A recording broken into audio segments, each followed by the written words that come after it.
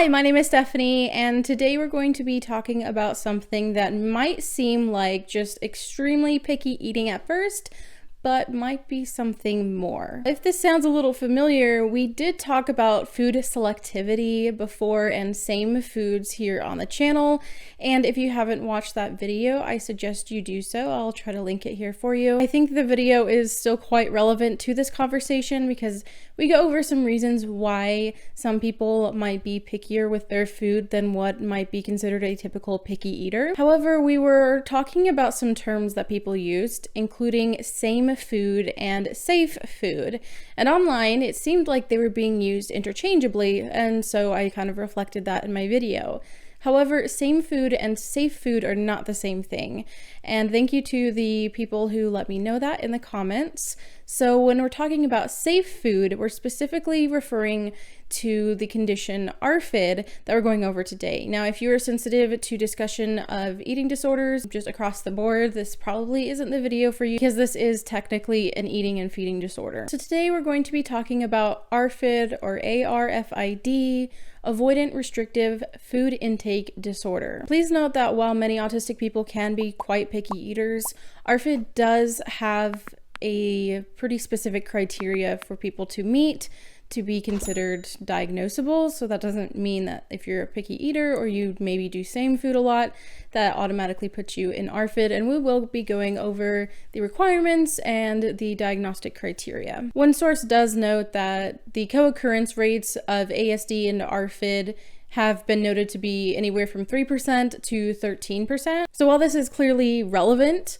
that doesn't mean that it's super likely that just because you're autistic that you have ARFID. In fact, many of you may find yourself ranging from picky eater to ARFID, somewhere like in the middle there as an autistic person. If you do have any concerns that you might have ARFID or anything related to feeding and eating disorders, I highly recommend that you talk to your doctor and just consult with them to make sure that everything's good for you and you can address things for your well-being. So as we've discussed before, a lot of changes happened in the DSM-5 when it was released in 2013.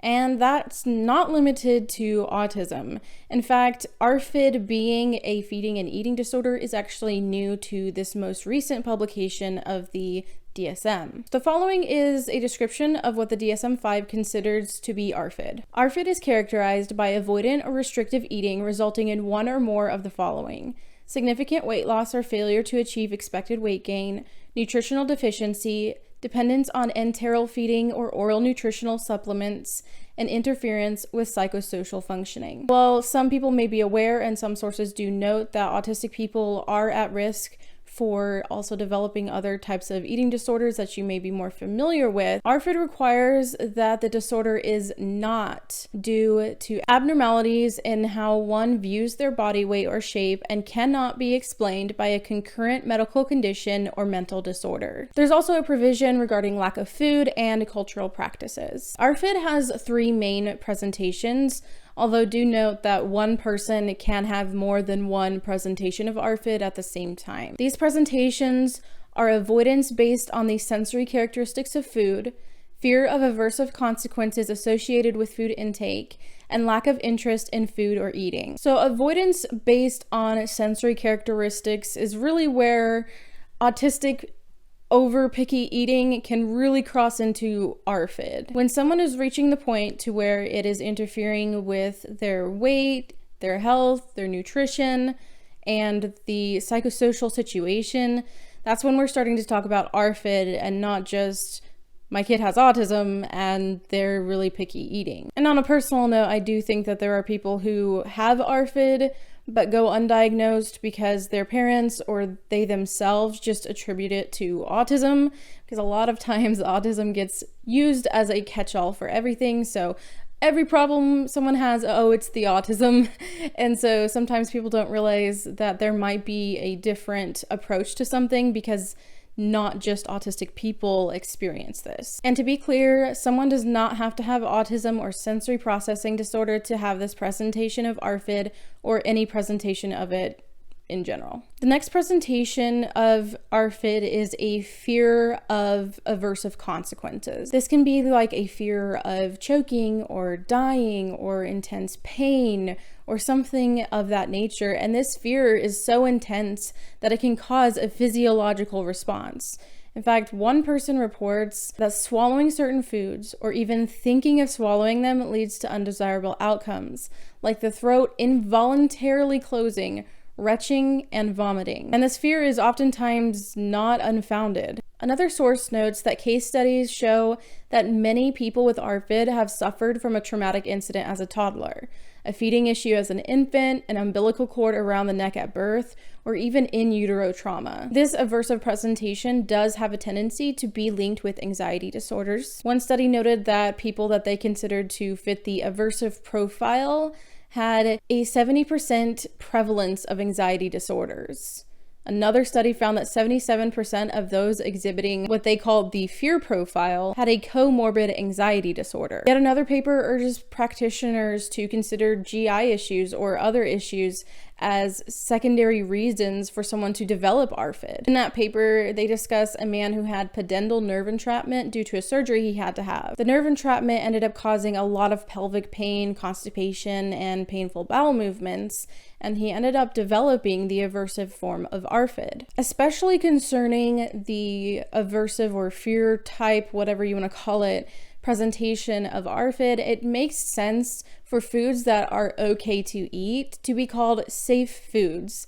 These could literally be foods that are considered not dangerous, as in I'm not going to die if I eat this, thus it is safe. So while same foods and safe foods can overlap, for example, you might eat the same safe food every single dinner for who knows how long, that doesn't mean that they're necessarily the exact same thing. Now, this third presentation is a lack of interest in eating. Although it has been hypothesized that major depressive disorder might be comorbid with ARFID or might tend to be comorbid, a study that was going over these psychiatric comorbidities with ARFID actually didn't find any evidence to support this claim. So an untested hypothesis coming from me here is a possibility of issues with interoception, for example, maybe not feeling the hunger feeling or not much of it, or maybe feeling full all the time or way too often. That might make someone uninterested in food, but again, that's just a random thought from me. ARFID is a serious condition that can cause a lot of anxiety and medical complications. One source mentions that it is very difficult to get someone with ARFID to move outside of their very short list of safe foods. And can you really blame someone who feels like if they try something else, they might choke, or that they just can't open their mouth to eat it? Having things you know you can eat is a lot easier than trying things you're not sure if it's going to be okay to eat. However, there are some recent treatments that have been able to show improvement for some. One treatment called SPACE ARFID, or Supportive Parenting for Anxious Childhood Emotions, adapted for Avoidant Restrictive Food Intake Disorder, was tested on a small group and saw positive outcomes. Now, a very important aspect of treatment or therapy is how the condition is approached, because there is already a lot of anxiety, likely strife, and other issues surrounding food, and adding pressure to someone to change isn't going to really help because they're already receiving that.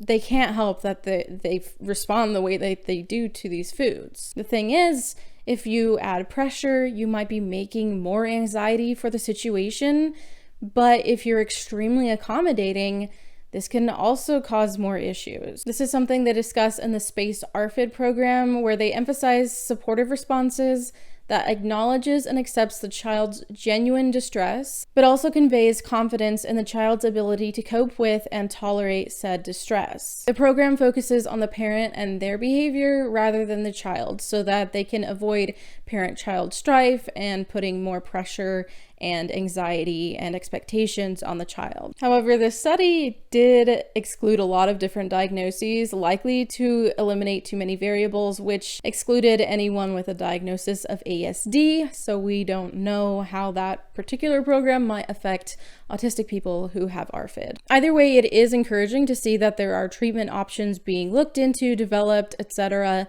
for this condition. I don't feel that this disorder has had much attention, and it's kind of concerning considering one large community study reported a prevalence of 3.2% in those ages 8 to 13 years. That's not just the autistic population, that's in general. I hope this video helped you understand what ARFID is and also helped to be a bit of a supplement to our earlier video and discussion on selective eating and picky eating and autism, and maybe how all of these things can affect each other. Thank you so much for watching. If you enjoyed this video, go ahead and hit that like button and let me know your thoughts on this in the comments below. Did you watch the previous video? Does that clear up anything with this video? Did you already know about ARFID?